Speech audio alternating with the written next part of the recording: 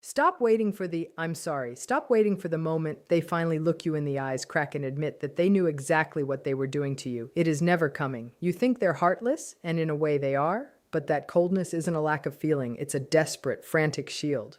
They are terrified of what lives inside them, and they've spent a lifetime making sure you pay the price for it. We look at their behavior, the gaslighting, the rage, the sudden, icy indifference, and we try to rationalize it. We think, if I just explain it better, if they just understood how much they hurt me, they'd feel guilty.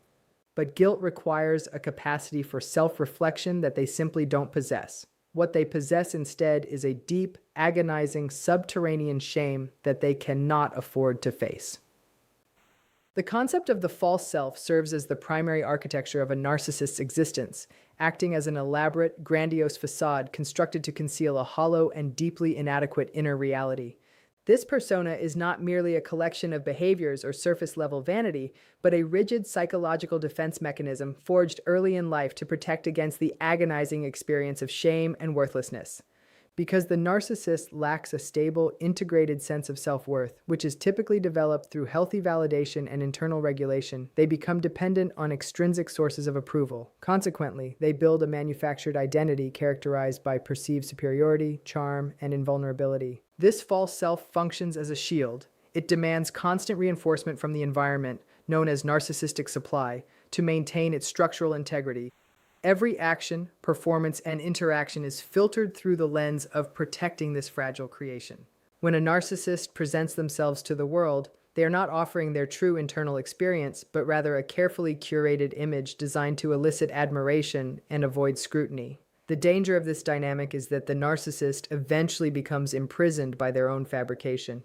Any feedback, observation, or boundary that contradicts the narrative of this false self is perceived not as constructive information, but as a life-threatening assault. To admit a flaw, a mistake, or a vulnerability would mean acknowledging that the foundation of their entire existence is a lie. Therefore, they must constantly defend the reality they have created, often at the expense of those closest to them, as they cannot risk the emotional annihilation that would follow if the curtain were pulled back and the emptiness beneath the facade was exposed to the light of day.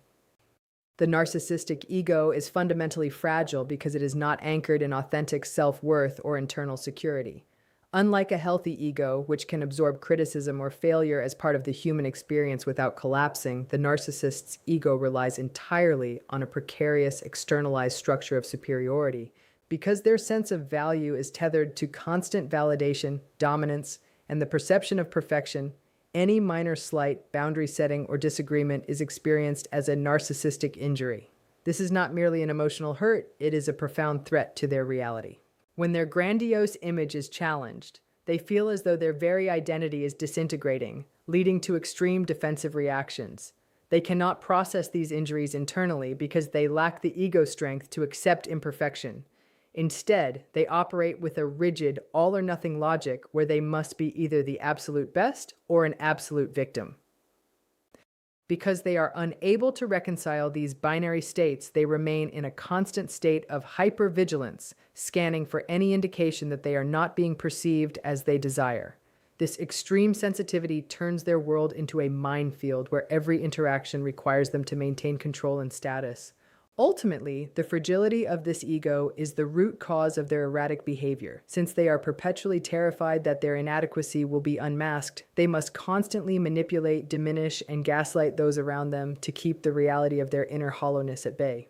They have no internal foundation to fall back on, so they build a cage of defensiveness that dictates every move they make. Projection acts as the primary psychological defense mechanism by which a narcissist manages their unbearable internal states.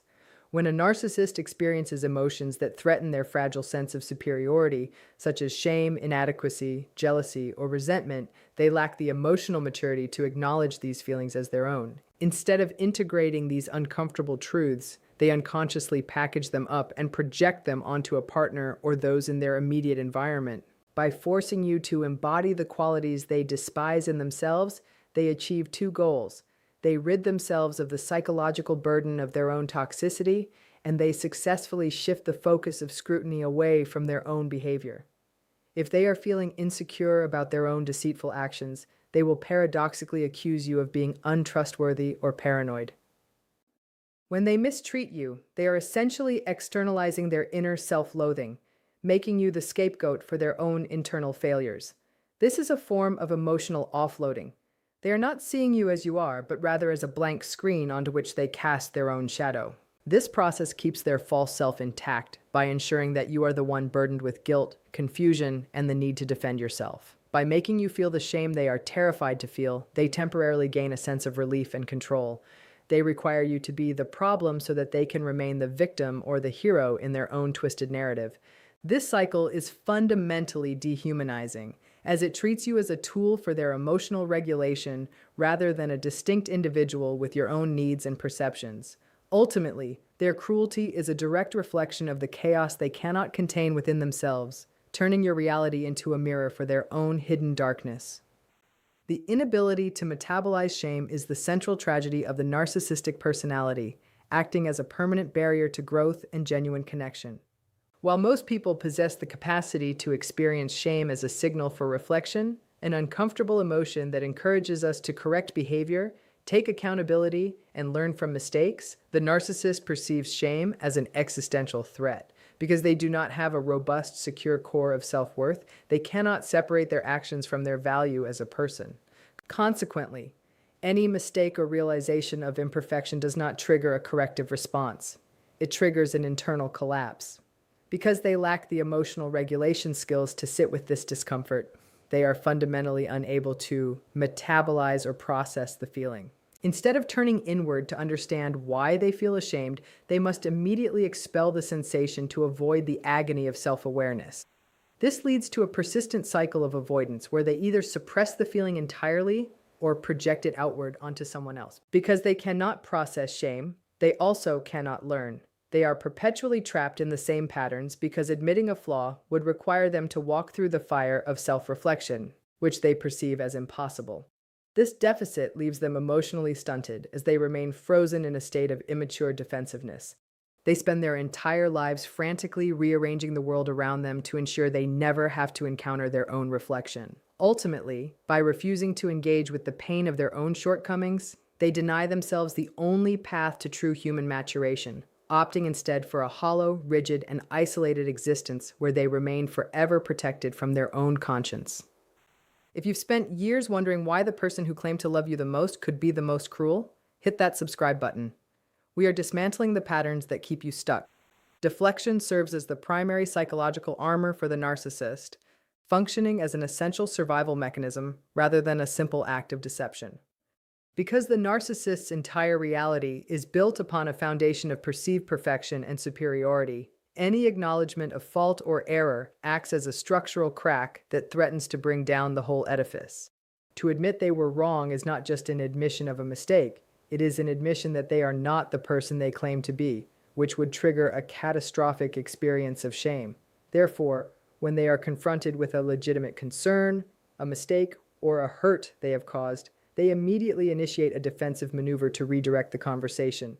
This is why a direct dialogue about their behavior almost always turns into an interrogation of yours. They will minimize your feelings, shift the goalposts of the argument, or flip the narrative entirely so that you find yourself in the position of defending your character instead of discussing their actions. By keeping the spotlight focused on your perceived flaws, they effectively shield their own. This constant redirection is not an intellectual exercise or a misunderstanding. It is a calculated, often unconscious effort to protect their ego from annihilation. They cannot afford to let any criticism land because their sense of self is too brittle to survive the weight of accountability. By refusing to accept responsibility, they maintain the illusion of control and dominance. Ultimately, for the narcissist, truth is not a virtue but a liability, and deflection is the strategy they employ to ensure their fragile, manufactured reality remains undisturbed, keeping them perpetually hidden behind a screen of manufactured innocence. The concept of a split reality refers to the psychological state where the narcissist genuinely believes their own distorted version of events, effectively dissociating from the truth to preserve their internal equilibrium. For a narcissist, facts are not objective realities to be observed, but flexible tools to be manipulated in the service of their ego. When they engage in harmful behavior or fail to meet expectations, they do not simply lie to others, they actively rewrite their own internal history. This revisionist process is so seamless that they often appear completely sincere while gaslighting you. They are not merely deceiving you, they are deceiving themselves, constructing a narrative where they are always the victim, the misunderstood martyr, or the righteous protagonist. This cognitive splitting is a necessary adaptation to keep their deep-seated shame and fear of inadequacy suppressed. If they were to acknowledge the reality of their actions, how they hurt, betrayed, or discarded someone, their entire fragile persona would crumble under the weight of their own conscience. Therefore, their mind performs a protective bypass, filtering out any information that threatens the integrity of their self-image. They live in a subjective bubble where they are never the villain because the villain represents a version of themselves they are terrified to confront.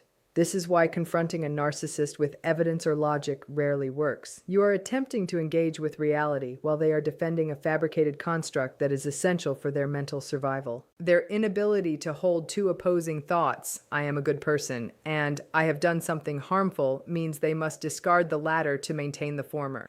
By locking themselves into this split reality, they remain forever shielded from the repercussions of their actions, leaving you to navigate a world that makes no sense. The inability to offer a genuine apology is perhaps the most defining characteristic of the narcissistic personality, as it serves as a litmus test for their underlying psychological state. In a healthy relationship, an apology is a bridge built on empathy, humility, and the recognition of another person's humanity. It requires the individual to sit with the discomfort of having caused pain and to value the relationship more than their own ego. However, for a narcissist, the mechanics of an apology are fundamentally broken. Admitting to a wrongdoing is not seen as a pathway to reconciliation, but as a dangerous admission of weakness and vulnerability. Because their self-concept is tethered to a rigid sense of superiority and perfection, conceding a mistake is perceived as an existential threat, a moment of annihilation where their carefully constructed facade of invincibility is torn down. To say, "I am sorry," requires the ability to take accountability, which is impossible for someone who has externalized all blame to maintain their sanity. Even when they do utter the words, their apologies are typically hollow, performative, or conditional, often followed by a "but" that immediately pivots the blame back onto you. They view any acknowledgement of fault as a weapon you will use against them to expose their inadequacy. By refusing to apologize, they are not simply being stubborn or prideful, they are desperately guarding against the collapse of their fragile identity. They would rather sacrifice the connection, destroy your trust, and watch a relationship burn to the ground than face the terrifying prospect of being seen as human, flawed, and accountable. Their silence or refusal is their only way of maintaining the illusion that they are never the one at fault, keeping their inner void hidden behind a wall of impenetrable defensiveness. Healing from a relationship with a narcissist often begins with the difficult but liberating realization that you do not need their confession to validate your experience. For years, you may have searched for that one moment where they finally acknowledge the reality of the pain they caused, believing that their admission of guilt would be the key to your closure. However, waiting for this acknowledgement keeps you tethered to their cycle of dysfunction, as it grants them the power to define your reality. The truth is, their inability to admit fault is not a reflection of your worth or the validity of your experience. It is a direct consequence of their own internal pathology. Their refusal to look in the mirror does not make your memories less real or your suffering less significant. When you stop demanding an apology they are psychologically incapable of providing, you reclaim the authority over your own narrative. Your truth is a standalone reality that does not require their endorsement to exist. This shift in perspective is the foundation of true healing, as it moves you from a position of dependency to one of self-empowerment. You learn to trust your own perceptions, acknowledge the patterns you witnessed, and validate your own emotions without needing a perpetrator to co-sign your pain. Understanding that their cruelty is a symptom of their own internal rot, rather than a reaction to something you did or failed to do, allows you to finally detach.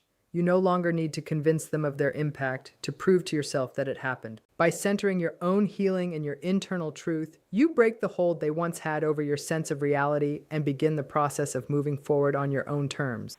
The search for an admission of guilt from a narcissist is a trap that keeps you eternally anchored to their dysfunction. We stay, we explain, and we plead because we believe that if they just understood the depth of our pain, they would finally change. But the reality is far more clinical. Their silence and their denial are not evidence of your insignificance, but proof of their own terrified, fragmented core. They cannot admit to hurting you because they cannot afford to face the version of themselves that is capable of such cruelty. They are not withholding an apology because they don't know what they did. They are withholding it because to acknowledge it would be to shatter the fragile performative identity that keeps their inner void at bay. Ultimately, your closure will never come from their confession. It will come the moment you stop looking at them for the truth and start trusting your own.